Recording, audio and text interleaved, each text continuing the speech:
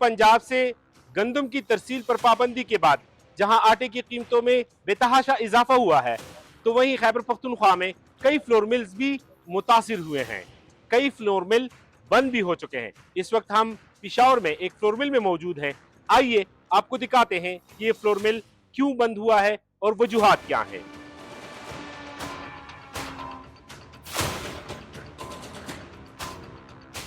तकरीबन 18-20 मिलें चल रही है, बकाई जितना है वो सारे बंद है ना, और एक मिल में तकरीबन 50 से 60 तक लेबर है ना, इसका चूली चल रही है ना उसके साथ। ये सारा पंजाब की पाबंदी की वजह से ये मामलात इसी तरह बंद पड़ा हुआ है। दूसरा बात ये है ना कि हमारा KPK में गंदम पड़ा हुआ है लेकिन रिलीज़ नहीं करते हैं ना। 25 अगस्त के बाद गवर्नमेंट ऑफ पंजाब ने खसूसी तौर पर बैन सूबाई पाबंदी लगा दी। उसकी वजह से KPK की फ्लोर मिल भी इंडस्ट्री मुतासर हुई, अवाम भी मुतासर हुई। उसकी वजह से तकरीबन 70% मिलें बंद हो गई, क्योंकि दूर दराज इलाकों में ये गंदम महंगी पहुंचती थी, तो उस वजह से लोगों की इंडस्ट्री बंद हो गई। आज भी 70% पर इंडस्ट्री बंद है।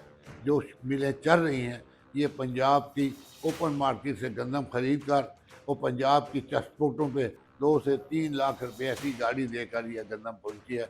ये मिलें वाले ग्राइंड करके अपनी आवाम की ज़रूरियात पूरी कर रही हैं। इसे हमारे डीलर जाकर आटा लाते हैं, वो आटा आवाम को तक पहुँचाते हैं, हमारी ज़रूरत पूरी हो रही है। लेकिन अफसोस ये है कि KPK हुकूमत ने आज तक इस मसले पर कोई तवज्जो नहीं दी।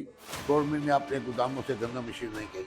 अगर ये गंदम इशू कर देते तो अहम मुमकिन है आज जो आटा 3000 तक पहुँच गया, ये 2400-2500 में होता। खैबर कुरत की रिक्वायरमेंट जो है पूरे साल की वो 52 लाख टन है। हमारी सूबाई पैदावार सिर्फ 12 से 13 लाख टन है। हमें 40 लाख टन गंदम और आटे की ज़रूरत होती है, जो हम पंजाब की ओपन मंडियों से लाते हैं। डीलर आटा लाते हैं, मिलों वाले गंदम लाते हैं। अगर इसमें कमी आती है तो पिछले सालों में KPK फूड डिपार्टमेंट 7 से 8 लाख 9 लाख टन गन्ना रिलीज़ करता था, वो दबाव कम हो जाता था।